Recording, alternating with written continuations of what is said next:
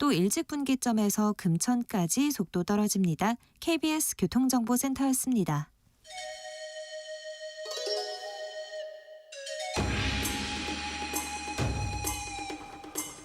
빛보다 빠르게 슉슉, 바람보다 가볍게 슉슉, 경제 공부 술술. 경제를 알아야 인생의 고수가 된다. 경공술.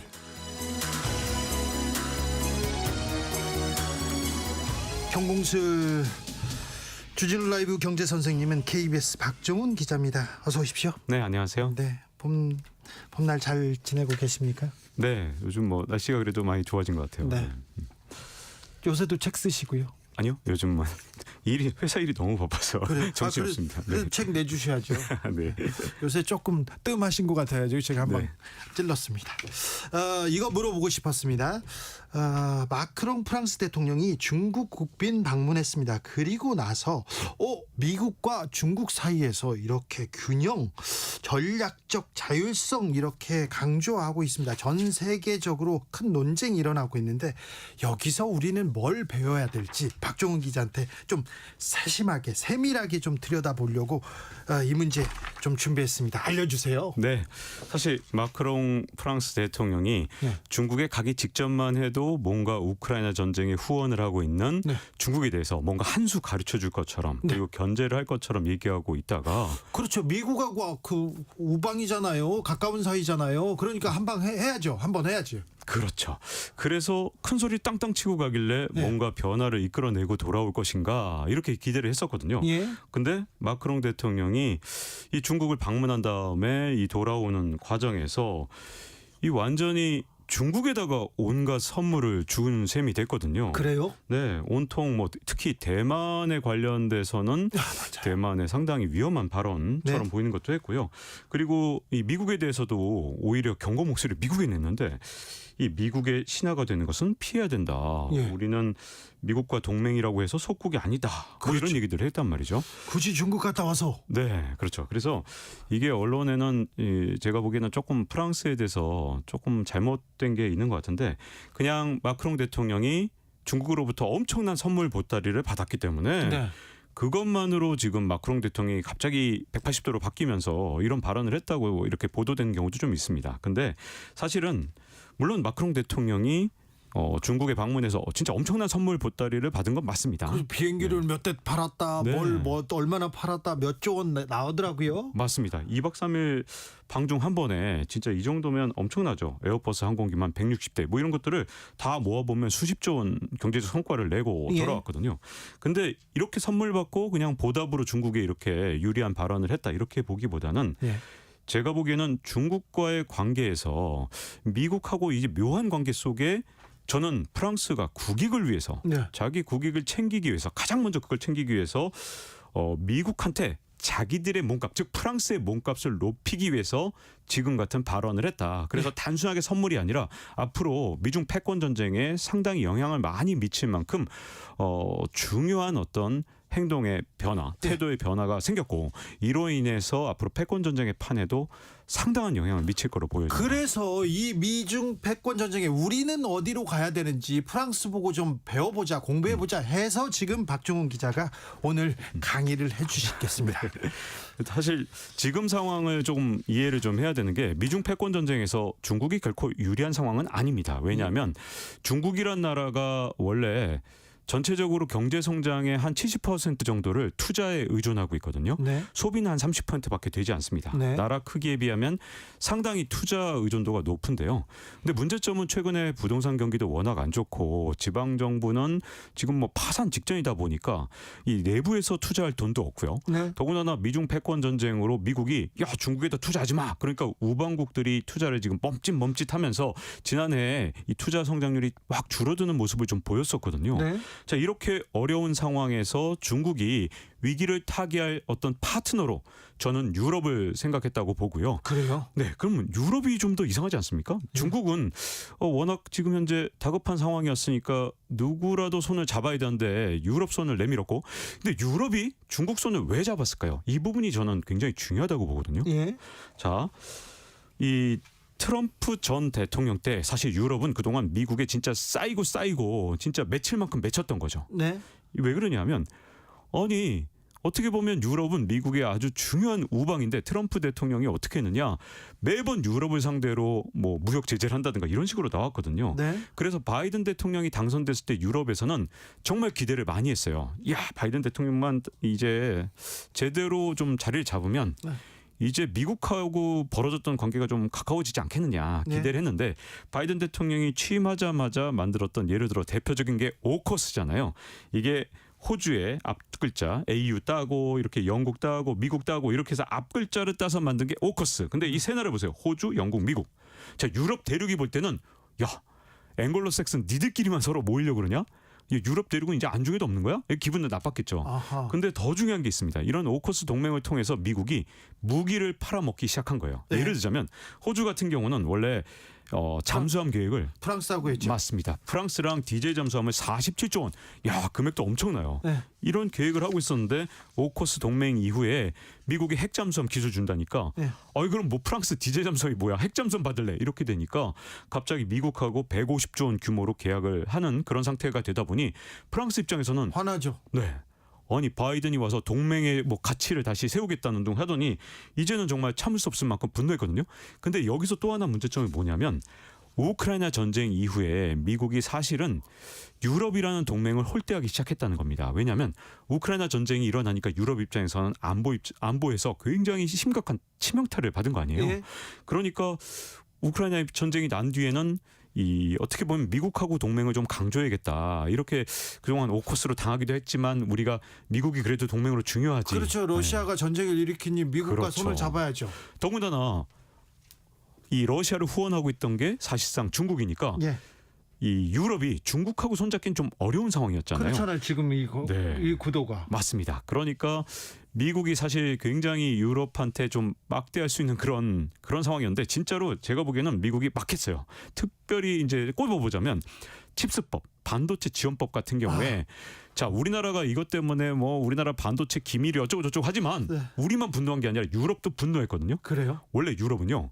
No chips, no digital. 그래서 반도체가 없으면 디지털 못 간다. 예. 우리 유럽 땅에도 반드시 반도체 공장을 세워야겠다. 그래서 자기들 기술이 아직은 부족하니까 뭐 인텔하고 손잡는다. 뭐 아니면 타이완의 TSMC랑 손잡는다. 여러 가지 계획들을 좀 하고 있었는데 이걸 반도체 지원법으로 미국 땅으로 다 끌어들였죠. 네. 자 이것만 해도 그래도 유럽은 좀 참았을 거예요. 왜냐하면 반도체가 자기들이 어차피 포기한 분야였으니까. 근데 유럽이 차세대 먹거리 산업으로 생각하는 가장 중요한 산업이 바로 앞으로 신재생에너지 그리고 2차 전지거든요. 예. 근데 미국에서 IRA를 내세우면서 인플레이션 감축법이란 이름으로 웬걸 모든 앞으로 2차 전지나 전기차 공장 미국에서 팔아먹으려면 즉 미국에서 지원금을 받고 싶다. 그러면 그건 전부 다 미국 땅에 지어 이렇게 말한 거잖아요. 네. 사실상 이게 세금을 깎아준다는 얘기지만 네. 결국 따지고 보면 지원금을 준다는 거니까 그러니까요. 네. 그러면 유럽도 우리나라도 화나지만 유럽도 화가 났을 것 같아요. 그런데요. 맞습니다. 프랑스보다 독일이 좀 화났을 것 같은데요. 네. 저는 사실은 이 IRA 법안에서 프랑스야 사실 그래도 자동차 산업이 있긴 하지만 네. 정말 자동차 산업에 구군이 걸려 있는 정도는 아니거든요. 예. 근데 우리가 독삼사 이렇게 부르면서 그렇죠. 독일차. 네, 독일차. 네. 정말 독일 그러면 차잖아요. 예. 근데 앞으로 미래 산업의 전기차 그리고 여기에 심장이라고 했는 배터리까지 이제 미국 땅에 공장을 지어야만 우리나라에서 이렇게 세금을 깎아준다니까 이렇게 IRA 법안이 나오니까 독일 입장에선 진짜 분노할 만한 일인 거죠. 그렇죠. 네, 그러니까 독일 입장에서도 살아남기 위해서 방법이 없습니다. 그래서 독일이 이제 아마도 계산기를 두드려 봤을 것 같고 그 과정에서 독일도 사실은 프랑스의 마크롱 대통령이 가기 무려 넉 달 전에 중국을 방문해서 맞다. 갔다. 시진핑 주석하고 만났고요. 그런데 네. 그때에 비해서 지금 마크롱의 외교 라인이 외교 행보가 훨씬 더 주목받고 있어요. 네, 맞습니다. 사실 실리는 독일이 이미 엄청나게 챙겼는데 네. 마크롱 대통령은 약간 좀 스타쉽 같은 뭔가 쇼맨십 같은 있어요. 네, 그런 게 좀 있어서 자기 스스로를 자꾸만 밖으로 드러내는 걸 정말 좋아하다 보니까 사실 중국하고 협업을 하는 걸 따져보면 독일이 훨씬 더 심각한 수준이거든요. 아, 그렇군요. 그럼에도 불구하고 마크롱 대통령의 특유의 어떻게 보면 쇼맨십 때문에 좀 더 주목을 받았다 이렇게 볼 수 있습니다. 그러면 독일과 프랑스, 이미 유럽은 실리 노선을 자국 이익 노선을 가고 있다 이렇게 봐도 되는 건가요? 네, 그 정도로 끝나는 게 아니라 네. 독일, 프랑스만이 아니고요. 브라질도 갔잖아요. 네, 브라질도 갔죠. 근데 스페인 총리도 이미 시진핑 주석을 만났습니다. 아, 베이징 그래요? 가서. 네. 그리고 여기다가 이탈리아도 상반기 중에 간다 그럽니다. 다 중국 가네요. 네, 그렇죠. 미국이 중요한 게 아니네요. 네. 아, 근데 요걸 잘 이해하셔야 되는데 일단 그렇다고 해서 그러면 이 유럽 국가들이 다 친중으로 갑자기 180도 돌아선 거냐? 아니, 그건 이건 아닙니다. 그죠? 네, 그건 아니겠죠. 왜냐하면 이들 국가들이 원하는 건 자국의 국익을 극대화하는 거지. 예. 뭐 완전히 친중으로 돌아서면 또 예를 들어서 나중에 중국으로부터 뒤통수를 맞을 수도 있는 거잖아요. 네.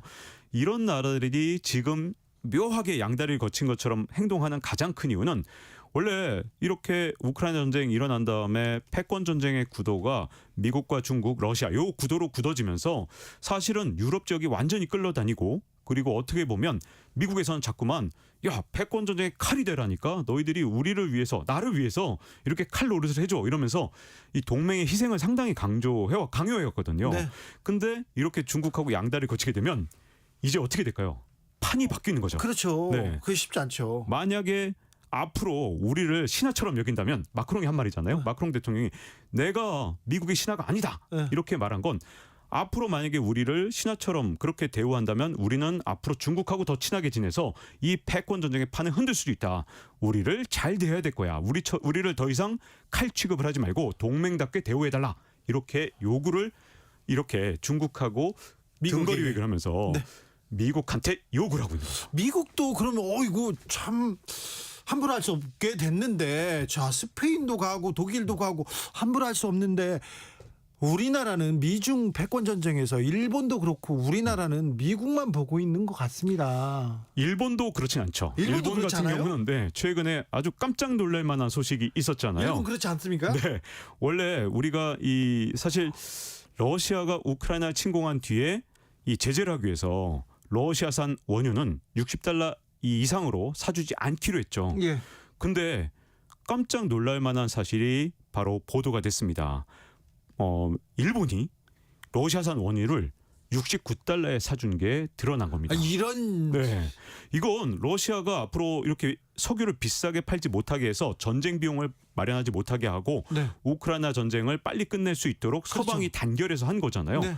근데 69달러에 왜 사줬지 하고 봤더니 놀랍게도 일본이 천연가스를 대량으로 엄청나게 사주는 그 조건으로 이 원유만 69달러에 1배럴에 69달러에 사준 겁니다. 네. 자, 이건 러시아가 뭘 원한 거냐면 야, 우리 천연가스 이렇게 대량으로 싸게 사고 싶어? 그래서 에너지 가격을 낮추고 싶지? 그러면 너는 서방의 일원으로서 지키기로 한 약속을 깨야 돼. 그렇죠. 그래야 우리 천연가스를 대량으로 팔아줄 거야. 예.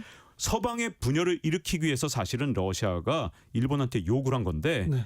일본이 놀랍게도 69달러에 이걸 사줬기 때문에 정말 미국에선 정말 충격받을 만한 일이고요. 물론 그렇죠. 일본이 사전 협의를 했다는 등 나중에 후속 보도가 나오긴 했습니다만 네. 아니 그러면 이제 우리나라는 왜 지금까지 이렇게 비싸게 중동산 천연가스를 사고 있나요? 우리도 천연가스 가격이 올라가고 지금 난리도 아닌데 우리도 러시아한테 사면 되잖아요. 러시아에서 사면 당장 우리 한전 적자 같은 거 훨씬 줄어들 텐데요. 네. 왜 일본만 그렇게 하는 거죠? 그러다 보니 지금 이 동맹의 균열이 그냥 단순하게 유럽 쪽에서만 일어난 게 아니라 어떻게 보면 미국의 가장 우방이라는 일본조차도 흔들리고 있는데 그 이유는 뭐냐? 전부 자국의 이익을 극대화하기 위해서 지금 등거리 외교에 나섰다 이렇게 볼 수 있는 거죠. 그럼 우리는 어떻게 해야 돼요? 우리는 지금 왜 등거리 외교, 자국 이익 외교 그런 게 왜 안 합니까? 하이든님께서 외교에 배신이 어디 있습니까? 국익만 있을 뿐이지. 그렇잖아요. 사실 전 세계를 가장 깜짝 놀라게 한 건 2022년에 각국의 대중국 수출 실적입니다. 네. 우리나라나 독일이나 대중국 수출이 2022년에 전년 대비로 늘어났을까요? 줄어들었을까요?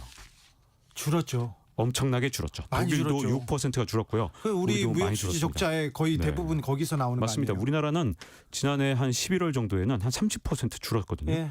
근데 이렇게 엄청나게 2020년에 줄어든 이유 물론 중국 경제가 안 좋았던 것도 있지만 또 네. 하나는 탈중국의 대열에 어쨌든 모범생답게 그렇죠. 우리가 낀 거예요. 네. 근데 문제점은 2022년에 미국의 대중국 수출은 미국 역사상 사상 최대치를 기록했습니다. 아니 우리한테는 중국한테 가지 말라고 하고 중국 공장 가지 말라고 해놓고 자기네들은 하고 있는 거 아니에요 지금? 저는 그래서 독일이 지난해 11월에 시진핑 주석이 3년임을 하자마자 가장 먼저 찾아간 이 유럽 정상이 누구였냐? 독일 숄츠 총리였습니다.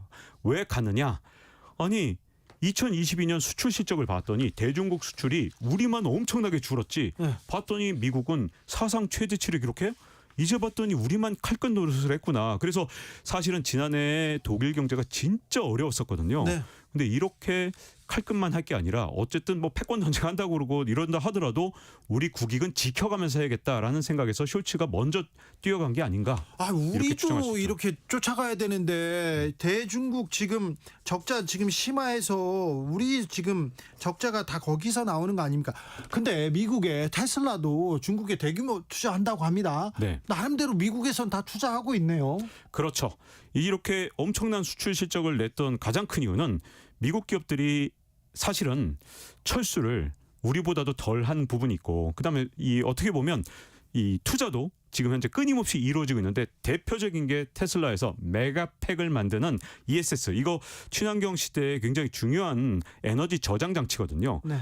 이 공장을 어디다 세웠느냐? 상하이에 세우기로 했습니다. 그러니 어떻게 보면 다른 나라들은 탈중국하라고 해놓고 미국이 진짜 하고 있느냐 수출 실적이나 이런 걸 보면 전혀 하는 것처럼 보이지 않거든요. 자 그러면 우리나라는 지금 현재 어떤 상황이냐? 네. 탈중국한다고 한 다음에 어쨌든 우리나라에서 이제 이 말을 번복했다 말았다 했지만 중국이라는 나라가 원래 그런 말을 꺼내면 약간 끝까지 괴롭히는 그런 스타일이잖아요. 그러죠. 뒤끝 네. 있어요. 중국. 뒤끝이 있습니다. 맞아요. 사실 이 대국으로서 하려면 사실은 본인 스스로가 대국이 된다고 하려면 이러면 안 되는 거죠. 아우 좀 이런 거는 아니면 네.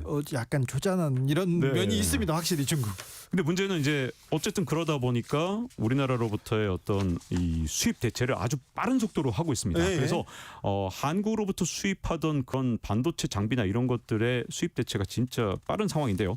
이럴 때일수록 우리 대한민국이 지금 어쨌든 이 주워 담을 수 있느냐 아니냐 이걸 봐가면서 전략을 세워야 될 텐데 사실 중국 시장을 다시 회복할 것이냐 전략을 세워야 됩니다. 이 뭐 미국도 아직 대중국 수출이 뭐 사상 최대치를 기록할 정도면 우리도 끝까지 미중 패권 전쟁에 우리가 칼 끝이라 하더라도 네. 수출은 해가면서 하든지 이게 전략 1번이죠. 네. 또 다른 전략은 예를 들어 진짜로 탈중국 할 거면 중국을 대신할 그런 대체 시장을 확실하게 찾아놓고 그게 거기로 수출해야겠죠. 쉽지 않잖아요. 시간도 걸리고. 맞습니다. 그래서 중국을 버릴 수는 없지 않습니까? 우리가 경제를 생각하면. 맞습니다. 근데 이 작전 2번의 경우에 그러려면 중국 대신 다른 어떤 시장의 수출이 크게 늘어나야 할 텐데 그 정도 시장이 유럽 네. 통째로 먹거나 아프리카를 네. 통째로 먹어야 되는데 그게 가능합니까? 더 심각한 걸 제가 말씀드릴 텐데요. 보세요. 1월 달에 중국이 대중국 수출이 우리나라가 30% 정도 급감을 했죠. 네. 근데 아세안 지역에 대해서 수출이 20%가 급감을 했습니다. 우리가 탈중국은 한번 거론한 적이 있었지만 네. 우리가 탈아세안을 거론한 적은 없잖아요. 없죠. 그래서 어떻게 된 것인가 봤더니 우리가 대부분 경제 활동을 미국으로 다 이제 시선이 다 쏠린 거예요. 그런 사이에 우리가 아세안 지역을 소홀히 하기 시작했고 그 시장을 중국이 무섭게 파고들면서 우리 시장을 아세안 시장을 중국이 이걸 대체하기 시작한 겁니다. 우리 기업들의 시장을 그 중국 내 시장뿐만 아니라 아세안에 있는 시장도 중국이 이렇게 또 점유하고 있군요. 네. 그래서 우리가 이제 중국에 대한 대중국 수출이 줄어들고 아세안에 대한 대아세안 수출이 줄어든 사이를 어떻게 메꿨나 봤더니 이 중국과 아세안 간의 수출과 수입이 엄청나게 늘어나면서 교역량이 증가했습니다. 그러니까 우리가 빠진 자리를 이렇게 서로가 메꿔가고 있는 그런 상태라면 우리가 지금 현재 수출이 유지되는 유일한 지역이 지금 미국인 셈인데요. 네. 이렇게 되면 미국만 바라보고 우리 경제를 운영하기 정말 안 힘들잖아요. 돼요. 그러니까 어렵죠. 네, 탈중국이라면 진짜로 아세안이라도 잡아야 되는데 아세안까지 지금 현재 잃게 되면 네. 우리 입장에서 진짜 미국만 바라보고 살아야 되는 거. 자, 우리 경제 되게 어려운데 네. 어려운데 지금 한미 정상회담이 있습니다. 거기서 얻어와야 될 게 뭔가요? 짧게 좀 부탁드릴게요. 네, 사실 이제 프랑스나 아니면 독일이나 전부 자국이 갖고 있는 레버리지, 예. 이 지렛대를 이용해서 자국의 이익을 극대화하고 있는데 우리도 갖고 있는 자산 진짜 많습니다. 그걸 활용해서 이제 진짜 외교다운 외교를 해야 될 것 같습니다. 아유, 자국 이익이 제일 중요하죠. 이것보다 더 중요한 게 있습니까? KBS 박종훈 기자와 함께했습니다. 감사합니다. 네, 감사합니다. 저는 내일 돌아오겠습니다. 주진우였습니다.